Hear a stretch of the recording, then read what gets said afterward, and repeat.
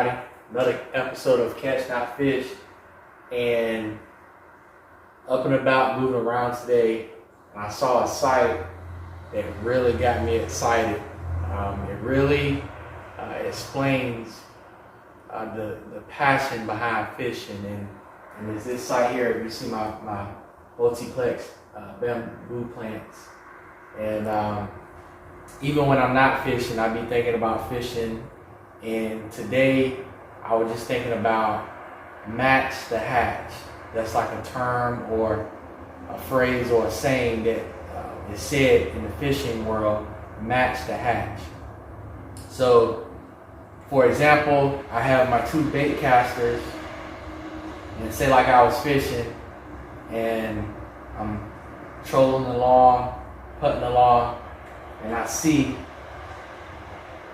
this brush, this structure.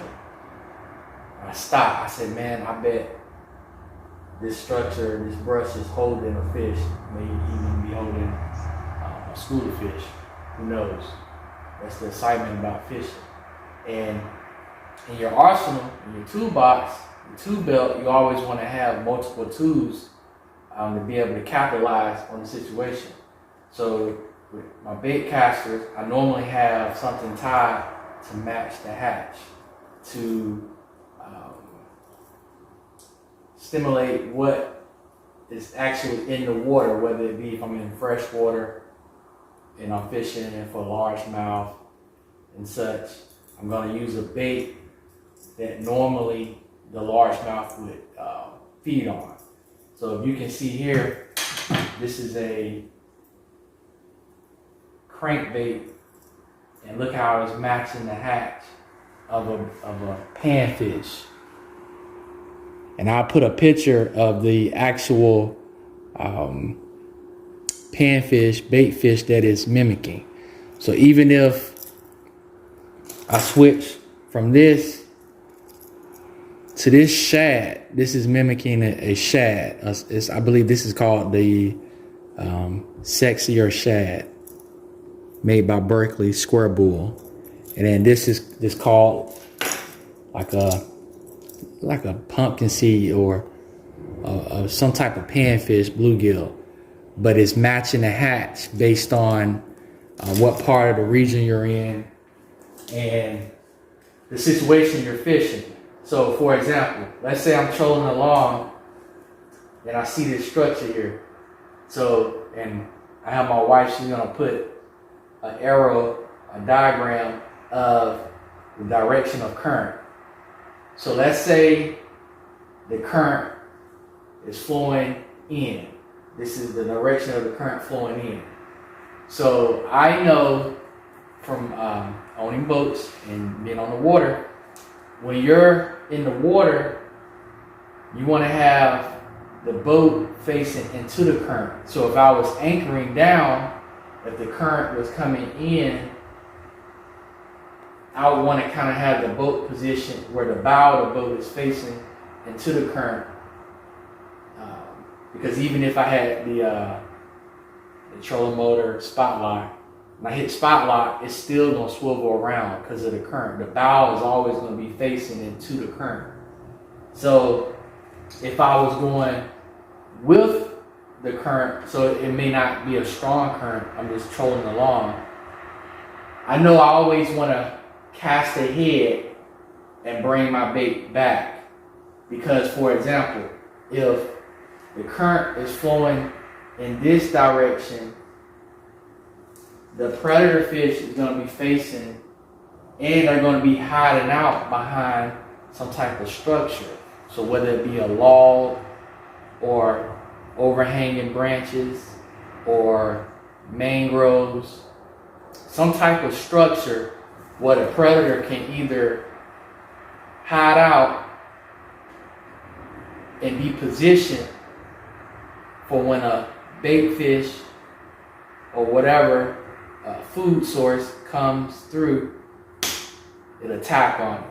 So if you see how that bamboo plant looks, there are certain situations in the water where you'll see something and your light bulb in your brain will go off and say, I bet you it's something. And I have caught numerous fish this way, where I see something and I say, I bet you it's something. So say like we were in the current. So I would imagine, like I'm not a professional. This is just informational based on what I have done. And every day I learn, and if you have any questions or concerns or comments, please drop it below. I get notified when someone makes a comment. But if I was on the water and I was going, what I would do, I would cast to where I can retrieve it and bring it back across to that ambush point. Because the fish are going to be positioned where they can exert the least amount of energy. So if the current is going this way, they're going to be positioned on the backside. And then even when the tide turns, they're just going to go to the other side. Because that structure is breaking the current. And that's why a lot of times when you see certain things like an eddy, when you learn how to read the water, you'll see it. Because normally a fish not going to sit. It's just like a human. Like if you have a treadmill going, you're not going to sit there and just be running on the treadmill because you're exerting unnecessary energy. Aren't you going to get like right off on the side of the treadmill? And then I'm going to put you some pictures below because I have so many examples of what I'm talking about. The fish, they just be like this in the current. They'll be like this. They just lightly.